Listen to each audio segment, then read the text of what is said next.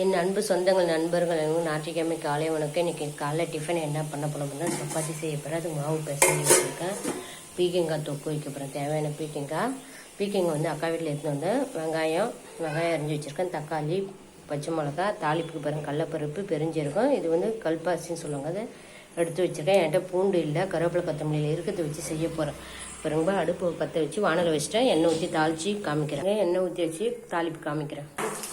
வெங்காயம் போட்டாச்சு, பச்சை மிளகாய் போட்டுட்டேன், தக்காளி போட்டுட்டேன். பாருங்க தக்காளி நல்லா மசிஞ்சு இப்போ பீக்கங்காய் போட்டு நல்லா வதக்கி காமிக்கிறேன். பீக்கங்காய் வதங்கிட்டு தேவையான குழம்பு மிளகாத்தூளும் உப்பு போட்டு வச்சு காமிக்கிறேன். தேவையான உப்பும் தேவையான குழம்பு மிளகாத்தூளும் போட்டு கொதிக்க வச்சு காமிக்கிறேன். தொக்குக்கு தேவையான தண்ணி ஊற்றிட்டேன், கொதிக்க வச்சு காமிக்கிறேன். இப்போ பாருங்கள் பீக்கங்காய் தொக்கு ரெடி, சப்பாத்தி ரெடி. வாங்க சாப்பிட்லாம். பிடிச்சிருந்தா லைக் பண்ணுங்கள், ஷேர் பண்ணுங்கள், கமெண்ட் பண்ணுங்கள், சேனலுக்கு சப்போர்ட் பண்ணி சப்ஸ்கிரைப் பண்ணுங்கள். நீங்களே இதுமாதிரி ட்ரை பண்ணி பார்த்துட்டு எப்படி இருந்து சொல்லுங்கள். சப்பாத்தி ரெடி. Okay, thank you.